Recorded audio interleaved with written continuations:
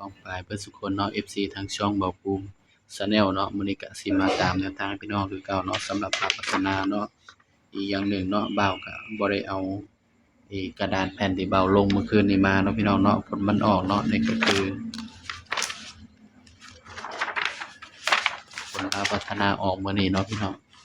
6ตัวเนาะมันออก650052แต่ว่าเบาให้5กับ6เนาะก็เข้าทั้ง2ตัวเนาะสำหรับเด่นเนาะพี่น้องเนาะ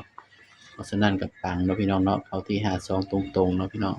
เพราะฉะนั้นก็ไปตามกันต่อเนาะครับเนาะของงวดวันที่29เนาะงวดสุดท้ายของปีนี้เด้อพี่น้องเด้อบัดนี้ก็งวดสุดท้ายของปีนี้เนาะเบาให้เห็นบ่เบากลับมาให้แนวทางก็ปังเนาะพี่น้องเนาะสำหรับแนวทางเฮาก็ถือว่าปังเนาะพี่น้องเนาะก็ฝากให้กำลังใจเบาภูมิเด้อพี่น้องเด้อแบ่งปิ่นน้ำใจกันได้เนาะพี่น้องเนาะส่วนค่ากระดาษปากกาเบาภูมิแม่เนาะพี่น้องเนาะเบาภูมิจะได้มีกำลังใจลงแนวทางให้พี่น้องตลอดเนาะพี่น้องเนาะกาแฟสักแก้วเนาะเบาภูมินึ่งกาแฟสักแก้วเนาะเบาภูมิก็มีกำลังใจอยากมาลงแนวทางให้พี่น้องแล้วเนาะพี่น้องมาเบิ่งเนาะเด่นนำกันเนาะสำหรับงวดสุดท้ายของปีเนาะพี่น้องเนาะ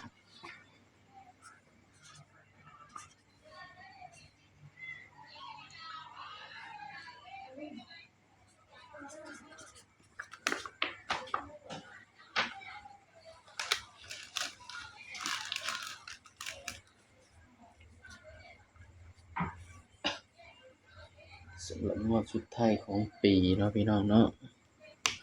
เด่นสำหรับตัวเด่น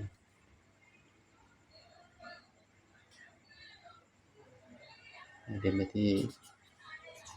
9กับ0เนาะพี่น้องเนาะสำหรับงวดสุดท้ายของปีเฮาให้เด่น9กับ0เด้อพี่น้องเด้อก็มาจับคู่นำกันเลยเนาะครับเนาะสำหรับงวดสุดท้ายของปีเนาะพี่น้อง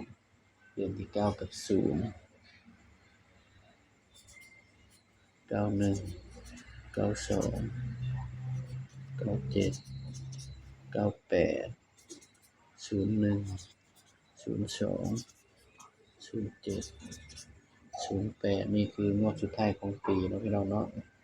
ส่วน95 96บ่าวบ่ได้จับให้เด้อพี่น้องเด้อนี่บ่าวสิมาให้เป็นชุด3ตัวเนาะพี่น้อง596แล้วก็512แล้วก็298นี่คือชุด3ตัวเนาะครับเนาะนี่ไผมักก็ตามเนาะพี่น้องเนาะบ่มักก็เลื่อนผ่านเพราะว่ามันได้200ตัวพี่น้องเอ้ยนะนี่ก็เป็นเพียงแนวทางเนาะครับเนาะมีเข้ามีหลุดเด้อพี่น้องเด้อมักก็ตามบ่มักก็เลื่อนผ่านเนาะครับเนาะสำหรับเด่นเนี่ยเด่น9แล้วก็ระวัง90นำเด้อพี่น้องเด้อกันให้คู่เดียวเนาะกันไว้ที่90